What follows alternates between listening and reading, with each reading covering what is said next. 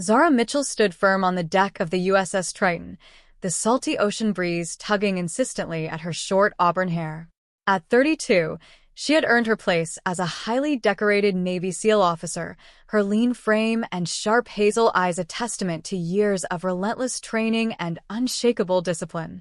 Her team admired her, no, revered her, for her precision in the heat of battle, her ability to turn absolute chaos into calculated control.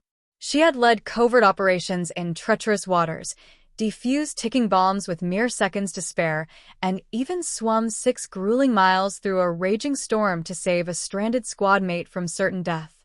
To the outside world, she was a ghost, a shadow, a name murmured in whispers through the hushed corridors of the Pentagon. Her missions? Classified.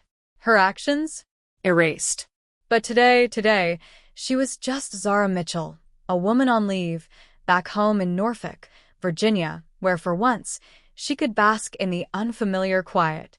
Dressed in faded jeans and a weathered leather jacket, she blended seamlessly into the civilian crowd, her usual military fatigues tucked away. Her only plan for the evening? A burger from Marty's Diner, a cold beer, and an entire night of mindless TV.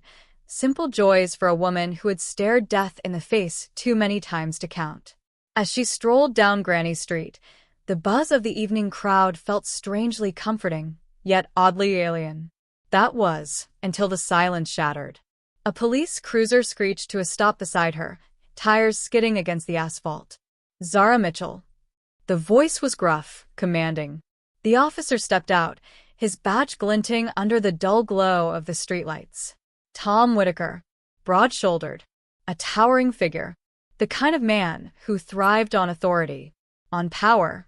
His buzz-cut and smug expression only confirmed it. "You're under arrest."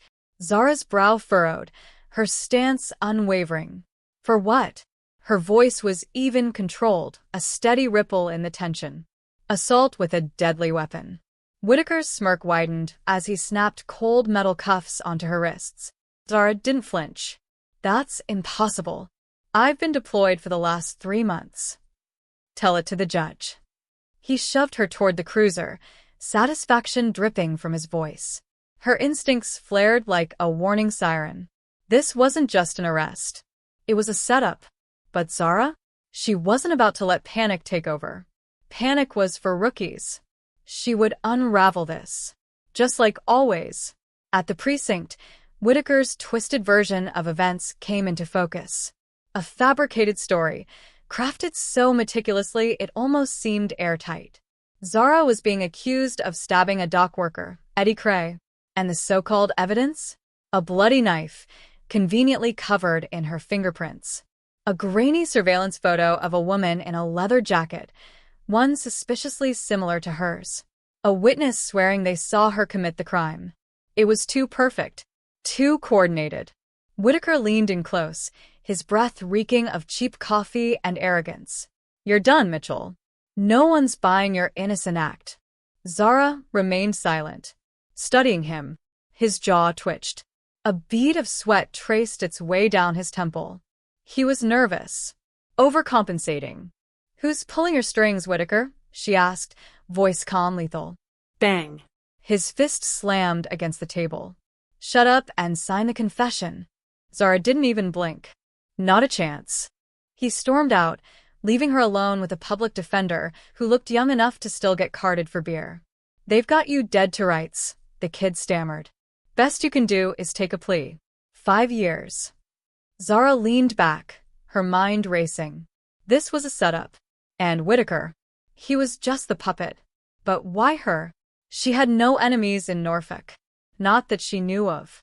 For a moment she considered it. Taking the deal. 5 years? She'd survived worse. But then she thought of her team. Her honor. The oath she had sworn. No. She refused to be erased by a corrupt cop's lies. She locked eyes with the defender. "I need a phone." One call. That was all she needed. She dialed a number buried deep in memory. Chief Petty Officer Marcus Reed. A retired SEAL. Private investigator. And the only man she knew who could dig up the truth. "Marcus, it's Zara. I'm in deep." A beat of silence. Then a gravelly voice. Say less. Where are you? Norfolk PD. Framed for assault. I'm on it. Click. The next day, Marcus walked into the precinct. A grizzled bear of a man, his frame still powerful despite the limp from an old IED blast. He sat across from her in the visitation room, his gray eyes scanning her like a battlefield. Whitaker's dirty, he said, sliding a file under the table. Drugs. Extortion. Bribes. But this was personal. Zara flipped through grainy photos. Whitaker, shaking hands with suited men she didn't recognize. Who are they? Still working on that. But one thing was clear. The knife? Planted. The witness? A junkie willing to swear the moon was green for a fix. This whole thing? Rushed. Sloppy.